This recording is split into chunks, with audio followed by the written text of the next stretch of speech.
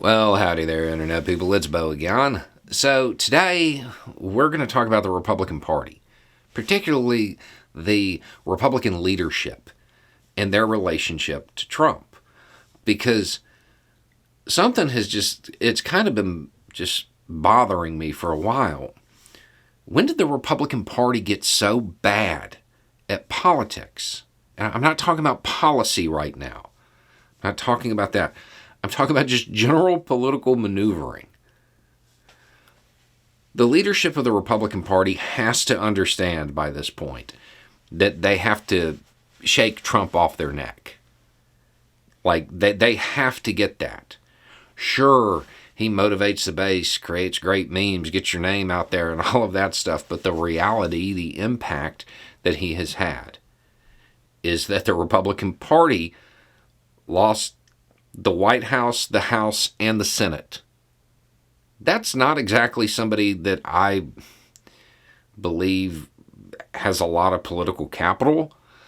And that was before that thing on the 6th and everything since then. He's bad for the Republican Party. He's damaging to it. This should be obvious to the Republican leadership.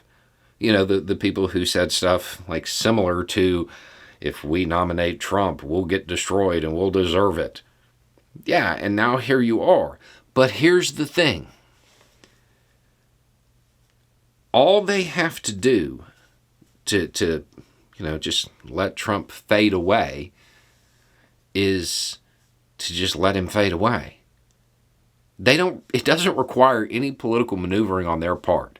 All they have to do is just stop rushing to his defense every time he finds himself in a new scandal. But it seems like out of some desire to please daddy or whatever, they just can't do that. This should be the easiest break from a politician in history. But the Republican Party, the leadership, somehow can't convince the rank and file elected officials to just stop closing ranks around him. That's all it would take.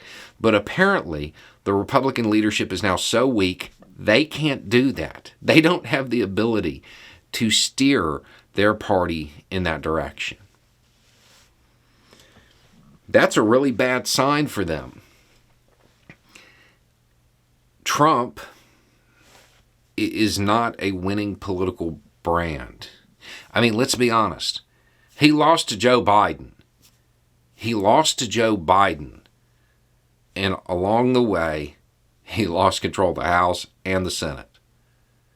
And now a bunch of political novices who saw his, quick climb are trying to emulate him.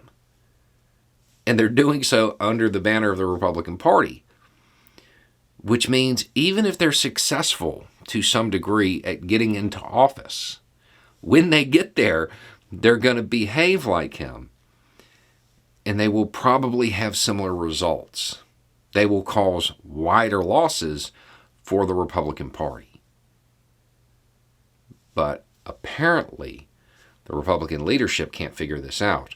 Or they understand it, they just can't figure out how to maneuver away from him. And the simple answer is, stop defending him after every scandal. Without the support of the Republican Party, he'll go away. But, to be honest, you're kind of tied into him, at least through the midterms, right? After that, I think the Republican Party will probably make a pretty big push to get rid of him.